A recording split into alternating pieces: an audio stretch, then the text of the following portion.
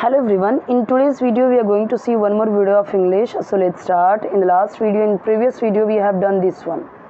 Okay, ये second standard की book है, महाराष्ट्र बोर्ड की. बार बार कमेंट आता है कौन सी बुक है, तो अभी मैं आपको ये दिखा दे रही हूँ, बता दे रही हूँ कौन सी बुक है. Now let's start. Now I will explain each and every words meaning, sentences and reading also. We will see and grammar also. जो भी यहाँ पे ग्रामर का आता जाएगा रूल मैं एक्सप्लेन करते चाहूँगी. 3 प्लेलिस्ट हैं, आप चेक करोगे, जो भी आपको वीडियो हेल्पफुल लगे, यूज़फुल लगे, आप देखिए. सुनील्स, ये एपोस्ट्रॉफी एस है, ये बहुवचन वाला नहीं है, प्लूरल वाला नहीं है. एपोस्ट्रॉफी यानी काके की के सेंस में ये यूज़ होता है. सुनील्स पेरेंट्स, पेरेंट्स यानी दोनों आ जाते हैं इसमें, माता पिता. अगर जैसे मैंने बोला कि उसके पेरेंट आए हैं, अब पेरेंट में एक माँ भी हो सकती है, एक बाप भी हो सकता है, यानी कि एक ही आया है. लेकिन अगर पेरेंट्स बोलते हैं तो दोनों आ गए. पेरेंट्स यानी माता पिता. Sunil's parents go to work. Go to work यानी जाते हैं. लास्ट वीडियो में भी मैंने समझाया है, हर वीडियो में समझाया है.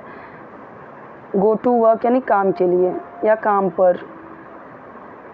हर वीडियो में क्या समझाया है, present indefinite tense. Each and every videos I have explain कि गो टू का मतलब अब यहाँ पे क्या आया, ये प्लूरल है, राइट.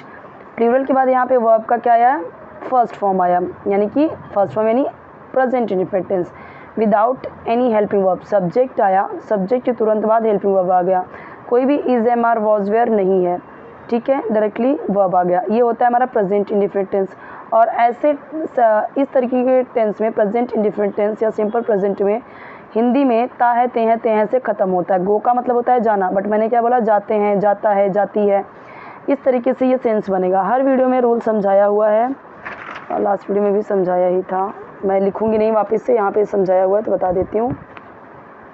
यही है, ही, शी, इट सिंगुलर के साथ वर्ब में S C I S add होगा, but I, we, you, they plural के साथ में वर्ब में S C I S add नहीं होगा. तो अब यहाँ पे ये प्लूरल ही है, पेरेंट्स हैं, पेरेंट्स में दोनों माता पिता आ गए, तो ये प्लूरल है, इसीलिए वर्ब में S C I S add नहीं हुआ. रूल देखिए, है प्रेजेंट इंडेफिनिट टेंस, एस जुड़ेगा तो भी, एस नहीं जुड़ेगा तो भी. His grandfather and grandmother look after him.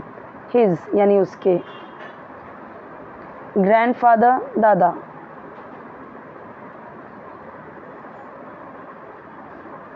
Look after यानी देखभाल करते हैं. अब लुक आफ्टर का मतलब होता है देखभाल करना, क्योंकि ये प्रेजेंट इंडेफिनिट टेंस है. एक सब्जेक्ट यहाँ पे है, एक सब्जेक्ट यहाँ पे है, दो आ गए, तो ये दोनों मिलके क्या बन गए, प्लूरल बन गया, बहुवचन बन गया. तो बहुवचन में वापस से एस आई एस ऐड नहीं हुआ. रूल है प्रेजेंट इंडेफिनिट टेंस का कि सब्जेक्ट के बाद तुरंत वर्ब आ गया, तो ये प्रेजेंट इंडेफिनिट टेंस है. और प्रेजेंट इंडेफिनिट टेंस का क्या रूल है कि ये इस प्लूरल के साथ में वर्ब में एस आई एस ऐड नहीं होता. This is verb. Look after का मतलब क्या, देखभाल करना, पर यहाँ पे क्या हो जाएगा, देखभाल करते हैं. हिम यानी उसकी या उसका. His grandfather and grandmother look after him, उसकी देखभाल करते हैं. They often tell him not to make such a lot of noise. Means they often, वे कौन, ग्रैंडफादर एंड ग्रैंडमदर, तो दो लोगों की बात हो रही इसलिए दे हुआ. वे ग्रैंडफादर की सिर्फ बात करते तो ही, ग्रैंडमदर की सिर्फ बात करते तो she. He often, she often, लेकिन दोनों के लिए बात कर रहे हैं तो दे. दे यानी वे, अक्सर, ऑफन यानी अक्सर. टेल हिम, उसे कहते हैं, हिम यानी उसे, और कहते हैं. अब यहाँ पे देखिए, दे ऑफन, ये तो आपका हो गया सब्जेक्ट. टेल आ गया, टेल का मतलब होता है कहना, पर ता है, ती हैं, ते हैं आएगा. Why, because it's present indefinite tense. And what is the rule of present indefinite tense? I have already told, right? If subjects are he, she, it and singular, then you have to use s or es in the verb. But if your subjects are I, we, you, they plural, then will not use s or es in the verb. They often tell him not, यानी ना करे. To make, not to make, ना करे या ना बनाए. Such a lot of noise, a lot of यानी बहुत ज़्यादा. नॉइज़ यानी शोर। तो वे अक्सर उसे बहुत ज़्यादा शोर ना करने को कहते हैं। अब ये मेक का मतलब कि देखो हम बोलते हैं ना डोंट मेक अ नॉइज़, तो वो मेक का मतलब क्या, बनाना, लेकिन वो बनाने वाला बनाना नहीं, यानी कि शोरगुल ना बनाएं, शोर ना करें।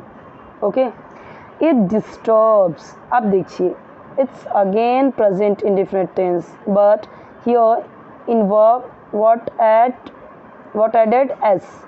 तो मैंने क्या रूल बताया था, ही, शी, इट, आया इट यहाँ पे, तो उसके साथ में क्या होगा, वर्ब में एस ऐड होगा, ऐड हुआ ना एस। अगर यही होता दे, तब क्या होता, disturb, I disturb, okay, you disturb, we disturb, they disturb. लेकिन अगर होता he disturbs, she disturbs, it disturbs, इसका क्या नाम था, सुनील, तो सुनील डिस्टर्ब्स, क्योंकि सुनील भी क्या है, सिंगुलर के साथ में एस ऐड होगा। ये रूल याद कर लीजिए, it's very important. It disturbs them यानी उनको। अब देम बोल रहा है, यानी किसकी बात, दो लोगों की बात हो रही है, ग्रैंडफादर एंड ग्रैंडमदर। डिस्टर्ब्स यानी यह डिस्टर्ब करता है, सबको पता है ना। अभी इसका क्या होगा हिंदी में, मुझे याद नहीं आ रहा। डिस्टर्ब करता है, हम बोलते हैं ना डोंट डिस्टर्ब मी, उसे डिस्टर्ब मत करो, सिंपल है।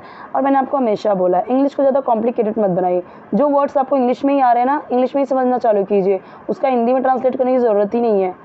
इट डिस्टर्ब्स देम एंड मैंने बताया यहाँ पे, और वे कैन नॉट एक साथ आया, तो कैन का मतलब सकना होता है, नॉट का मतलब नहीं, रेस्ट आ गया, यानी आराम नहीं कर सकते।